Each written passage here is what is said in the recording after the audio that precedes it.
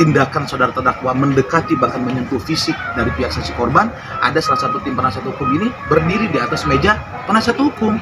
Ini saya pikir sangat melanggar juga etika. Ya, sekali lagi ini etika yang kurang baik untuk ditampilkan. Ya, kami menjadi catatan juga.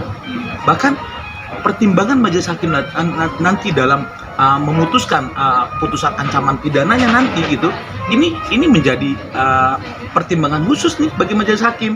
Karena apa?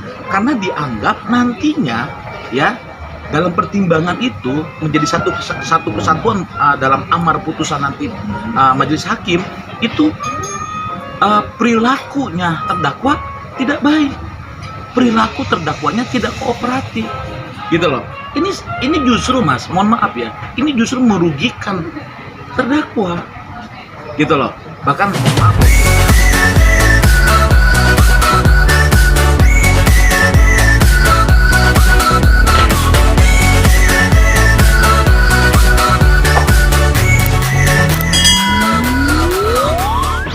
Masuk tahap pembuktian dan saksi ya, dalam hal ini jaksa penuntut umum itu menghadirkan saksi korban. Dalam hal ini adalah pelapor. Kalau kita bicara di awal itu siapa? Itulah Bang Hotman ya, Bang Hotman Paris Hutapea, itu dihadirkan oleh jaksa dalam hal ini sebagai saksi korban. Dalam proses sidang acara pidana itu memang akan ada tahapan jawab jinawab antara JPU kepada saksi, penasihat hukum dari pihak tersangka atau sekarang terdakwa, dan juga pihak majelis hakim gitu ya, jawab jinawab antara kepada saksi korban. Tapi ternyata dalam proses perjalanan sidang kita lihat di media yang cukup ramai ini, ternyata ada kejadian yang kita tidak harapkan gitu ya. Kami tentunya melihat ini sangat prihatin sebenarnya, yang seharusnya tidak terjadi ya. Kenapa? Mereka ini salah satunya antara pelapor, saksi korban ini adalah Bang Hotman, dan juga pihak terdakwa adalah saudara Rasman. Ini kan sama-sama praktisi hukum dan advokat yang seharusnya mereka dapat menahan diri dalam proses hukum dan mempercayakan penuh kepada majelis hakim dalam proses pembuktian dan saksi dalam agenda saat itu terjadi gitu loh. Ya tentunya kan tadi yang saya sampaikan, saya secara pribadi tentunya prihatin ya. Ini emosi, ini reaktif yang luar biasa karena ada percayaan, ada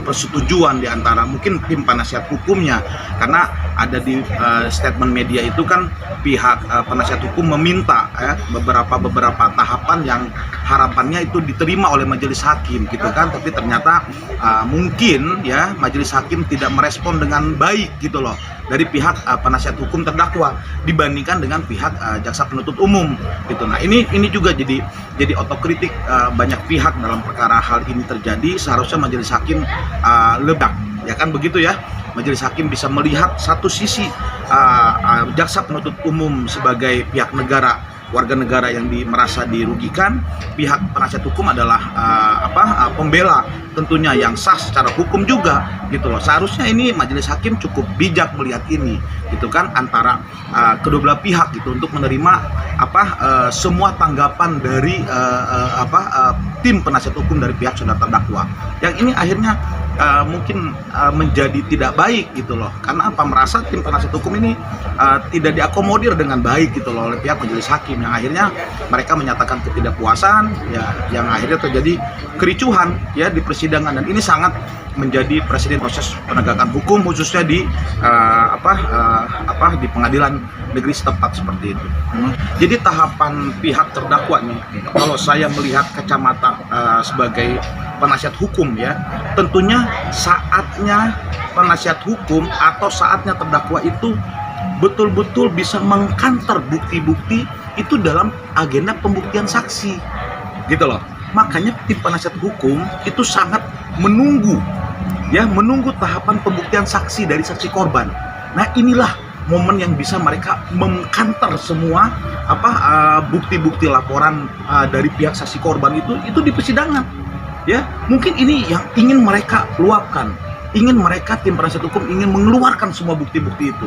Bahkan memang dalam konteks sidang acara itu terbuka untuk umum, maka ada salah satu tim penasihat hukum ingin meminta live streaming kan, ingin minta itu disiarkan secara publik. Tetapi kan kembali lagi, itu hal-hal yang diinginkan atau hal-hal yang dikehendaki oleh tim penasihat hukum, tentunya kan harus ada persetujuan dari dari majelis hakim.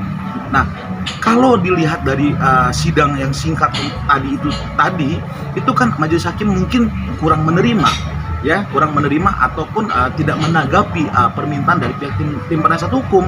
Saya pikir tahapan pembuktian ini adalah tahapan ujinya, gitu loh. Seharusnya bisa menahan diri dari momen tersebut.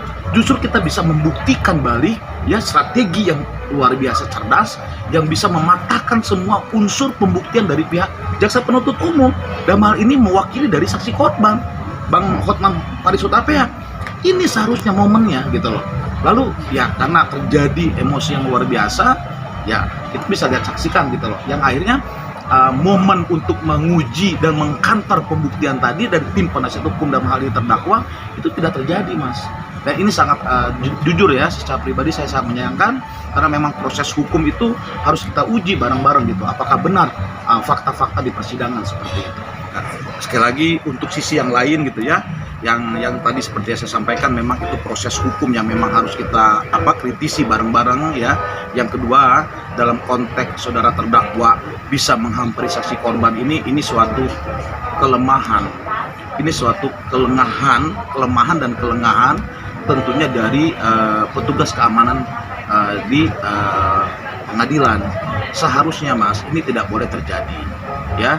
Kenapa bisa sampai pihak terdakwa kategorinya, ya, itu bisa mendekati dengan itu kan menyentuh fisik dari saudara saksi korban.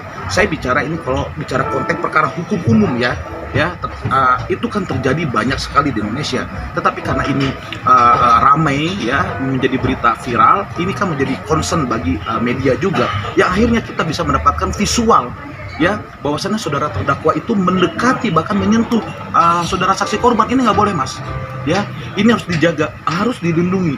Jaksa penuntut umum yang menghadirkan saksi korban wajib melindungi saksi korban, Mas.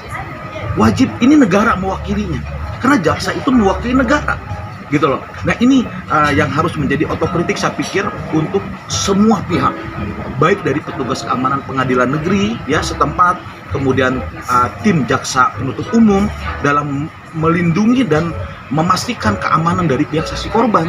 Ini juga harus diperhatikan, gitu loh. Saya pikir kejadian ini cukup menjadi sisi positifnya apa? Ini menjadi perhatian untuk memperbaiki, ya, dalam pelaksanaan yang selama ini mungkin kita abaikan, gitu, dari pihak pengadilan dan juga jaksa, ya. Karena sama rekan-rekan sejawat, tentunya kan kami setiap waktu bersidang acara, baik perkara pidana dan atau perdata, yang kami lihat ini karena mereka sudah terbiasa, ya, akhirnya kelonggaran ataupun kelengahan dalam peristiwa-peristiwa yang tidak kita inginkan ini terjadi, gitu. Dan ini saya pikir menjadi perbaikan untuk semua pihak. Saya pikir seperti itu, Mas. Tadi yang saya bilang, ya, seharusnya tidak boleh terjadi. Kalau tidak boleh terjadi, gitu ya, tentunya kan etika-etika yang seharusnya dilakukan tidak boleh terjadi, Mas. Bahkan ada rekan sejawat kita, tim penasihat hukum itu naik meja, ya. Memang dalam proses perkaranya kalau diperhatikan itu setelah majelis hakim menutup persidangan, ya, otomatis itu tidak terjadinya persidangan saat itu karena tidak ada majelis hakim di sana. Ya, akhirnya karena tindakan saudara terdakwa mendekati bahkan menyentuh fisik dari pihak saksi korban, ada salah satu tim penasihat hukum ini berdiri di atas meja penasihat hukum. Ini saya pikir sangat melanggar juga etika. Ya, sekali lagi, ini etika yang kurang baik untuk ditampilkan, ya. Kami pun sama, Mas, ketika memang kita harus menegakkan bukti-bukti dari pihak terdakwa nih, misalkan, ya, itu kami memastikan bahwasannya kami menyampaikan itu dengan tegas, dengan bukti-bukti, dengan benar, gitu loh.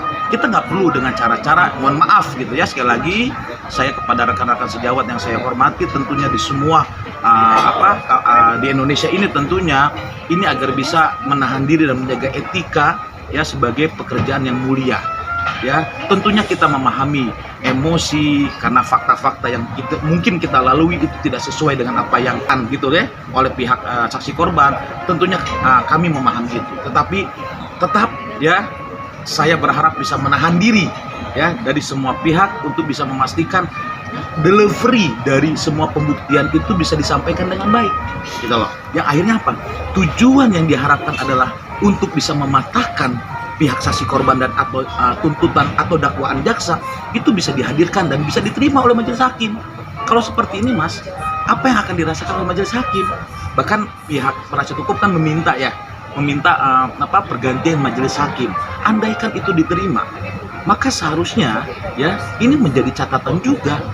Bahkan pertimbangan majelis hakim nanti dalam memutuskan putusan ancaman pidananya nanti gitu, ini menjadi pertimbangan khusus nih bagi majelis hakim. Karena apa? Karena dianggap nantinya ya dalam pertimbangan itu menjadi satu kesatuan dalam amar putusan nanti majelis hakim itu perilakunya terdakwa tidak baik, perilaku terdakwanya tidak kooperatif, gitu loh. Ini justru, Mas, mohon maaf ya, ini justru merugikan terdakwa, gitu loh.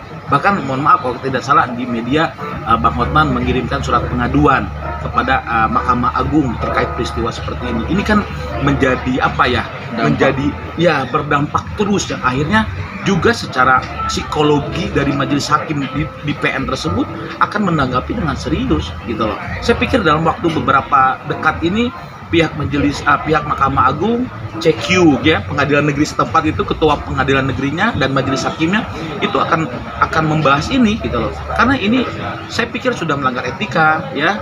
Ini sudah kelengahan dan kelemahan internal pengadilan negeri dalam menghadapi situasi yang tidak memungkinkan, gitu loh. Karena media banyak sekali, kemudian petugas keamanan saya lihat sih sigap ya dalam saat melindungi saksi korban waktu itu ya. Di media kita bisa lihat dimanapun media sosial itu sigap sekali petugas keamanan. Tetapi kan yang akhirnya kericuhan ini terus berlanjut ya, sampai ada aparat hukum ya, kepolisian untuk hadir sebagai tugas pengamanan di PN setempat seperti itu. Tentunya ini kalau menurut saya, analisis saya, ini justru merugikan terdakwa ya, ini justru merugikan terdakwa, gitu loh. Karena sudah menjadi catatan umum dan catatan bukti sahih peristiwa ini menjadi pertimbangan majelis hakim nantinya. Meskipun majelis hakimnya minta diganti baru ya, ini kan menjadi catatan bahwasanya di dalam ruang persidangan meskipun sudah ditutup ya, Mas ya, sudah ditutup, tapi ini menjadi pertimbangan majelis hakim dalam perilakunya terdakwa ya. Ini kan menjadi hal bumerang, yang hal tidak baik untuk terdakwa.